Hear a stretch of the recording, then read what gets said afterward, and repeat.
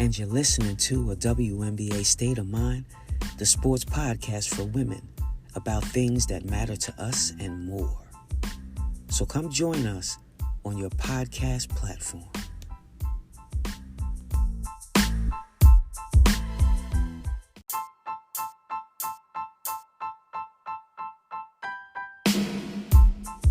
Welcome to a WNBA State of Mind where we mainly discuss basketball, but we love other sports. Today, we have Bob Rathbun, who is one of my favorites in the sportscasting world. I've had the pleasure of knowing him since 1984 when he covered our team, the ODU Lady Monarchs, during our championship run in 1985. And I'm a little bothered with Wikipedia because they didn't have that in there. Since then, Bob has been in many places and has done many things on many levels, from motivational speaker to author to play-by-play announcer for the Atlanta Hawks in the NBA and the Dream in the WNBA. Bob, I always leave room for my guests, so please elaborate on what you're currently doing. Well, first of all, Adrian, it is great to see you, number one. Yeah. One of my favorite Lady Monarchs of all time. And number two, I really appreciate you having me on. This is quite an honor to be with you. I am currently here in Atlanta, Georgia. I work for Bally Sports Southeast. It used to be Fox. They sold us, and we fly the Bally flag now, but we have the largest regional sports network in the country down here. We have two networks we run out of Atlanta, South and Southeast, and I do the play-by-play on TV for the Atlanta Hawks, as you mentioned, in the NBA. And then I also do a lot of college sports, some college football, college basketball. This will be my 36th year of doing ACC basketball for Raycom out of Charlotte. And then in the summertime, I go to work for ESPN, and we do the TBT tournament. That's the $1 million winner-take-all tournament that is played in the summertime. So we have a lot of fun with that. So that's what I do. And then I work for the ball club. I handle all of our speaking events for the team. So it keeps me busy.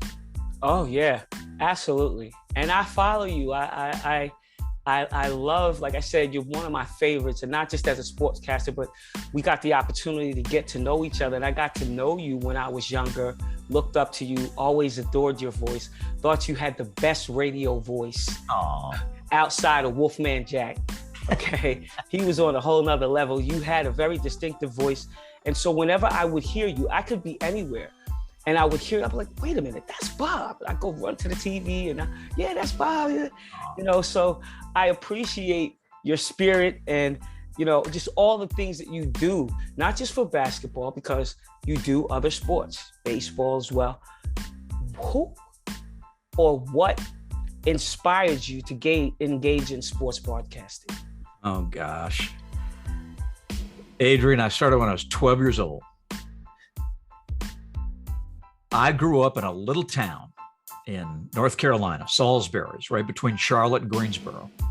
It's right on 85. If you're driving on north and south on I-85, you go right through it. And of course, this was, 1,000 years ago. But when I was just a little kid, I was always fascinated with radio and sports on the radio. And I was also intrigued, of course, with the games themselves. So one day, and I don't believe my parents, told me to do it or encouraged me to do it, but I just picked up the telephone on a Sunday afternoon, like we're here today on a Sunday, and I called the radio station. And there was one guy at the station on Sunday, and he answered the phone, and I told him how much I enjoyed listening to the sports that was on the station. And he said, well, why don't you come down and we'll give you a tour of the station?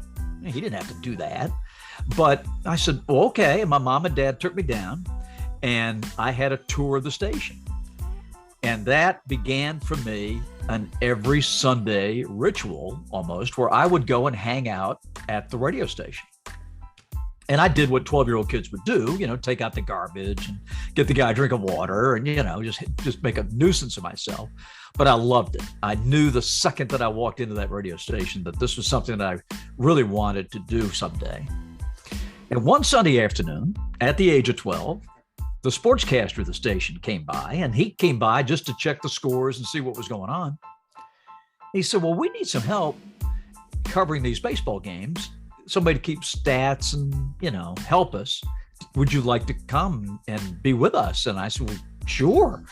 And so I would go over to we broadcast American Legion baseball game. I'm not sure if your audience knows what that is, but it's basically high school baseball in the summertime. And we drew from the entire county. And the reason the games were broadcast was because the team was so good. And amazingly, they are to this day still a dominant American Legion summertime baseball program, state championships and all this stuff. So the whole town was invested in this because it drew from all the high schools in the county. And we broadcast the games. And so I would keep stats and get the guy a hot dog and all this stuff. And one night he says to me, young man, are you ready to make your debut? And I said, guess I am. And I got to broadcast the bottom of the 7th inning of this baseball game. Now, this game is played at Catawba College, which is where I ended up going to school. It's a D2 school now. And our little ballpark, Newman Park in Salisbury, was where they held the games. And it was basically like a Class A ballpark today. If you saw a game at Trenton or, Staten Island or something like that. It was that kind of a ballpark, but way, way small, seated about, 1,000 people. And I get the mic, and our first baseman, Joey Brown, I'll never forget this as long as I live, left-hand hitter, he gets in the batter's box, and he turns on one, and boom, it is gone. Over the fence, scoreboard, Coca-Cola sign, gone, goodbye, home run. And I got to call. I have no idea what I said on the air. But the announcer, the regular play-by-play guy, gets the microphone back in the top of the 8th inning. And he says, ladies and gentlemen, I have been waiting all summer to call a home run. And when we hit one, I got this 12-year-old kid on the microphone. And that's how it started for me. And the guy who broadcast the games was Marty Brenneman, who turned out to just starting his career. He'd just gotten out of North Carolina. And he's the Hall of Fame baseball announcer for the Cincinnati Reds, just retired a couple of years ago. And that was Marty, doing the games. And that's how it started for me. And I remember we had a female police dispatcher in town. Okay. And our news guy had to call her every morning to get the wrecks and what happened overnight. And she says, Warner, did you listen to the American Legion game last night? Yes, I did. Well, who was that little girl Marty had on broadcasting the game? My voice was a little higher back then. So that's how I started. And I've been at it ever since. I wouldn't know what to do with a regular job. Wow. That's an absolutely fantastic story. I mean, every time I ask someone a story, I get fascinated by it because it always starts when you're young. Yeah. And when we get the opportunity to have our lives or our livelihood presented to us at an early age, we need to really take advantage of it. It sounds like you did. Yeah. Recently, and we're going to get to basketball. Recently, you partnered with 9-time All-Star Dominique Wilkins, right? Mm-hmm. What's that like? Oh, my back is killing me having to carry him all these years. No, let me tell you now, going back to Salisbury, okay? So I ended up broadcasting Salisbury high school games, football, basketball. Man, it was the team that I was designated to do play-by-play for. Of the 5 teams in the county, I did Salisbury on our station. And we are in the state basketball tournament. We have a really good team, and one year we advance. And we get to the state quarterfinals in Durham, North Carolina. And who do we play but Washington, North Carolina? The Pam Pack, one of the greatest high school nicknames of all time. P-A-M-P-A-C-K, the Pam Pack. And who's on that team but Dominique Wilkins? and his team was a little bit better than my team. And that was the first time I ever saw and got to know Dominique Wilkins. Wow. A few years later, Old Dominion plays Georgia in the NIT, the men. And we go down to Stegman Coliseum. And guess who's on the team? Dominique Wilkins, right?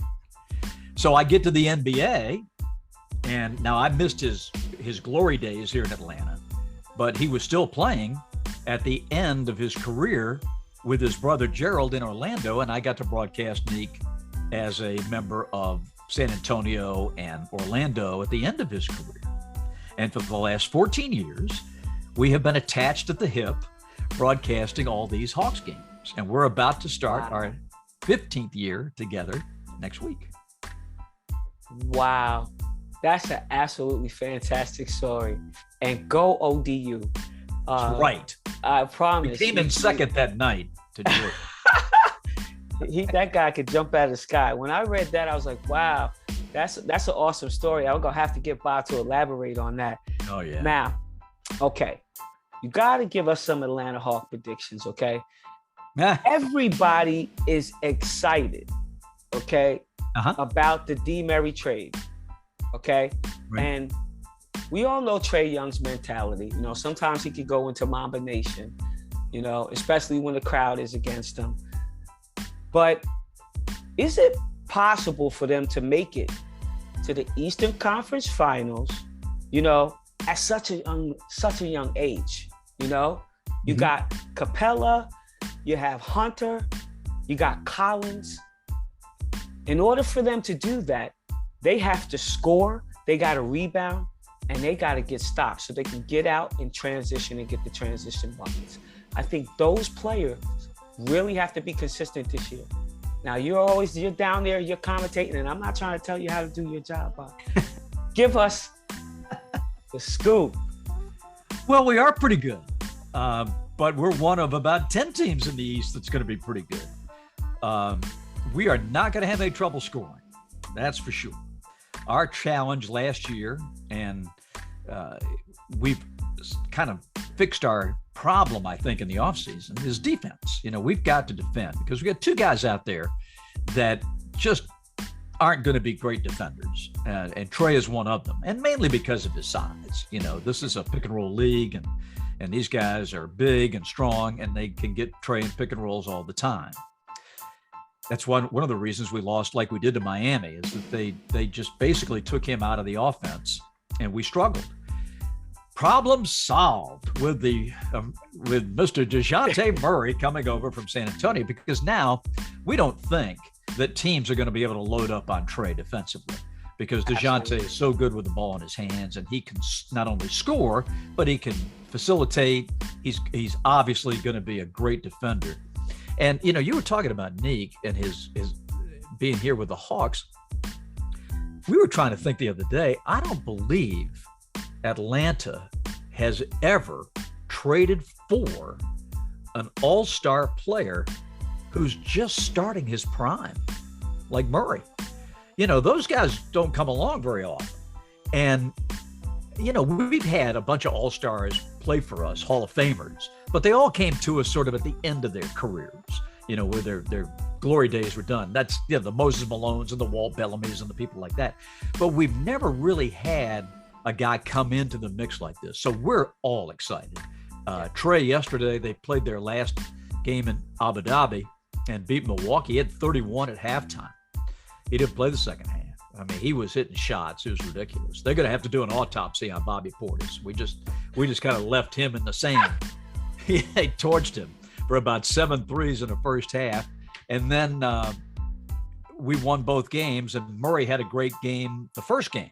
Wow. You know, he went for like 25, 8, and 9 his first game as a Hawk. So we here in Atlanta are very, very excited. But we also know that the East is going to be very tough.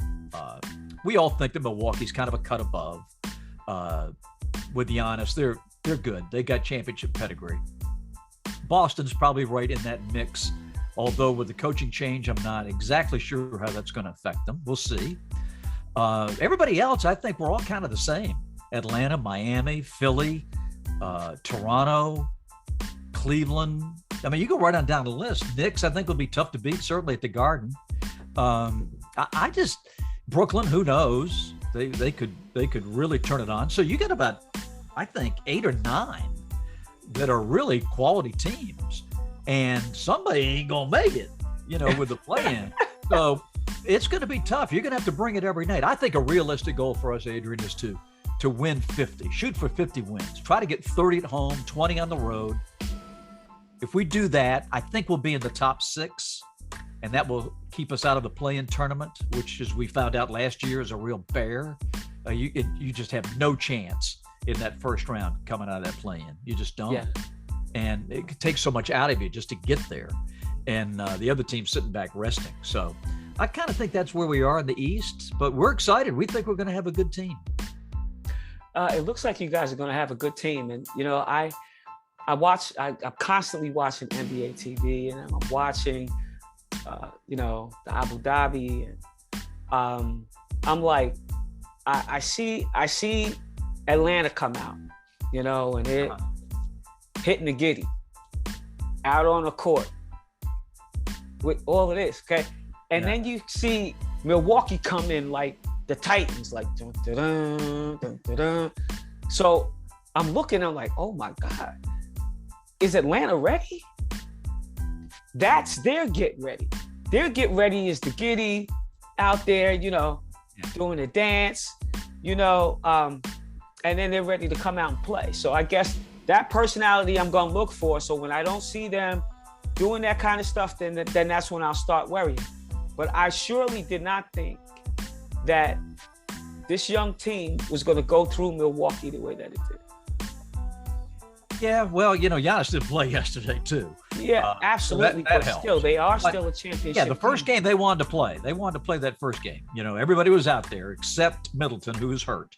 But everybody else played, and they wanted to win that first one. And the Hawks met the challenge. I mean, it was that first half, the Thursday game was very, very intense. But, Atlanta beat Milwaukee 2 out of 3 last year. Yeah. And trounced them in the 2 games in Atlanta, and we were the, 9th seed. So we've got a lot of potential. I think if our bench can come through and score, and be better defensively, I think we got a chance. I really do. Yeah, absolutely. You guys look like you got more than a chance, and I'm cheering for you. I have a couple of different teams that I like. People are like, well, what's your favorite team? I'm like, I got friends on teams. I got friends that coach on different teams. So it's like, I'm happy for whoever, because I probably know somebody, or have coached with somebody, or have done something with somebody on the team. So, we always try to keep it tight and share that brotherly love. So I appreciate you. Just remember, if you're a Hawks fan, you go straight to heaven. Just remember that. You can like a bunch of other teams, but if you're a Hawks fan, and if you're not a Hawks fan, I don't know. I'm going to keep that in mind. Now you got my wheels spinning, and to elaborate a little bit on, your career, going back just a little, because I just wanted to touch this, because there's some people out there that are listening. And if you just came on, I'm on with my good friend, Bob Rathbun, Atlanta Hawks. You're listening to a WNBA State of Mind. I'm happy to have you on, just to take it back a little bit, to elaborate on you and your career. What is it that you could tell to some of the listeners that are out there? Maybe some of the challenges that you're willing to share. Well, when you do something you love, it's not that hard to get excited. I always remember the great line from the Hall of Fame football coach, Don Shula, and it always sticks with me. The closer I get to the stadium, the faster I walk. And that pretty much sums it up for me. I can't wait to get to practice. I can't wait to get to the arena. I can't wait for the games to start, the season to start. I mean, I've been sitting here for 5 months and I'm ready to go. But it's when you do something you love, it's like you don't have a job. And you know that. It's and we're in the candy store of life. right? Really? The NBA? I get to go do a pro basketball game tonight? I don't have problems. So I'm very blessed, very fortunate, very lucky, and I do not take it for granted. But I do believe, it's work. You have to stay on top of this. I think that's what kind of separates you, because the fans know. They know. They follow this team just as closely as I do. And they follow the NBA as closely as I do. So you can't fool them. So I've got to be prepared each and every night when I go on the air to know the players, know the trends, know the other team, know the rules, execute the position of play-by-play on TV to the best I can. And the fans here love us. There's no doubt. But we don't take it for granted because we love them. And it means so much to us to bring it to them nightly. They've all got jobs, they've got families, and they've got headaches like everybody else. So if we can bring them 2.5 hours of fun and excitement and get their mind off the world's problems, we've had a good night. Yeah, absolutely. And that's a great point, because I try to tell the young ones out here, you have to study your craft, because if you don't, then it'll become a challenge. To know the players, to know the coaches, to know the rules, to know the referees, to know your surroundings and everything happening, all the way to social media, things that you can put into that content while you're sitting there. And play-by-play isn't easy. It really isn't. And so I tried that. And I tell you this, the Atlanta Dream, they exceeded expectations, except for the rookie. All right. Had a fantastic season.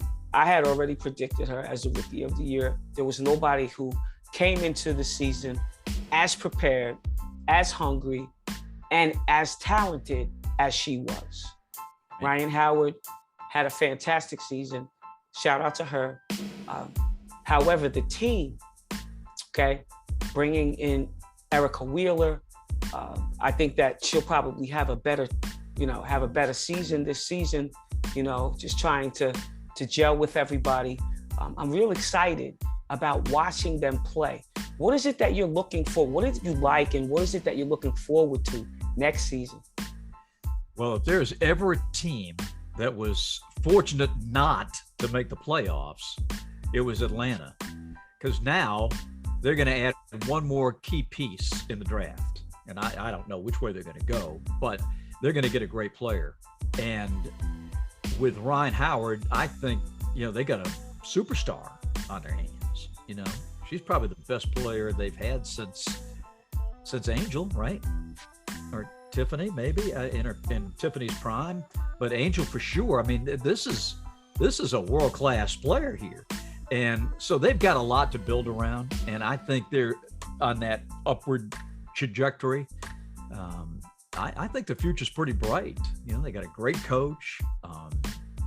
They got ownership that seems committed now to spending a little money, which they didn't do before. And I think they're heading in the right direction, don't you? Yeah, I do. I was really excited. And usually I go down to Atlanta a lot. I didn't get down there a lot this summer because I was out in Vegas, doing quite a bit of things. And then I went to Orlando to do the Top 100 camp for boys. So my summer was pretty tied up. And I didn't get the opportunity to go down there. But a couple of my friends did, a couple of former players that went down and that live in the area and always would give me reports. So when I was doing my podcast, I, have something excited to report about them. And, every time I got the opportunity to watch them play on TV, I watched them because they're one of those teams that, they play fast, they play exciting, they have a lot of athleticism. And I think they're one of those teams that are going to really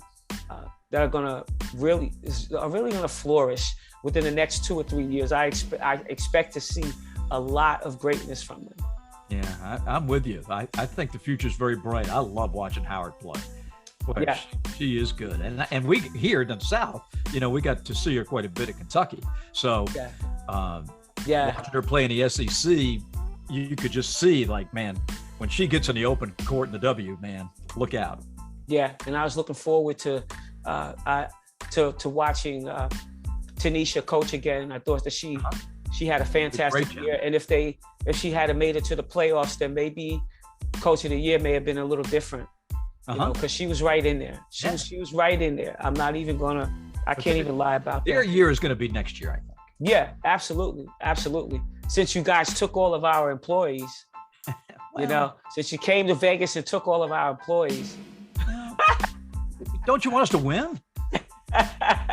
Yeah, absolutely. But how can people follow you?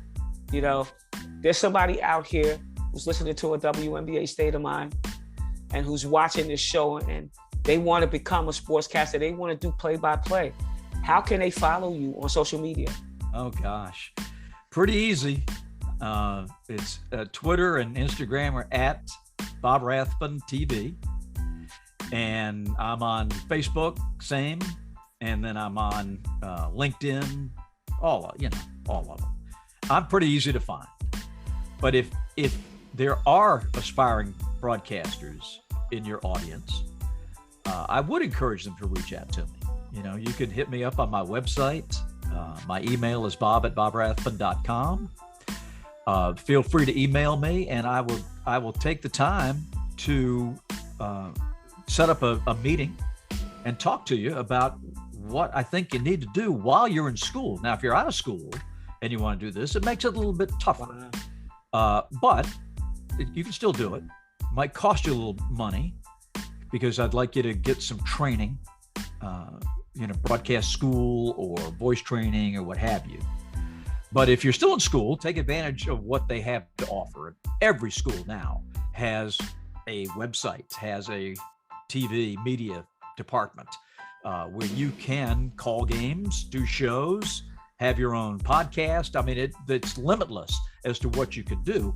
But while you're in school, I mean, I know you're paying for your education, but that stuff's free to use. And I would encourage you to do that. There's two things, Adrian, to any young person who wants to do this. Now, it sounds simple, but it will take up the rest of your life if you're dedicated to it. And that's to learn how to speak well and to learn how to write well. And if you know those two things, you can write your ticket. But it's hard to do that because it takes a lot of practice, a lot of training, a lot of trial and error. And a lot of people just say, it's too much for me. But if it's something you want to do and you got that burning desire we talked about earlier in you, you'll find a way. And there are mentors out there, not just myself, obviously you and countless others that are willing to help because we got help when we were younger. Yep. And that's what it takes. And that keeps the ball moving. Absolutely. And you're listening to a WNBA State of Mind. I got my guy, Bob Rathbun, on here from the Atlanta Hawks. I appreciate you coming on the show. Sure. Make sure you download it, Spotify, iHeartRadio, Anchor FM, Google Podcasts, Apple Podcasts. Download the WNBA State of Mind. Sammy Sosa. Peace out.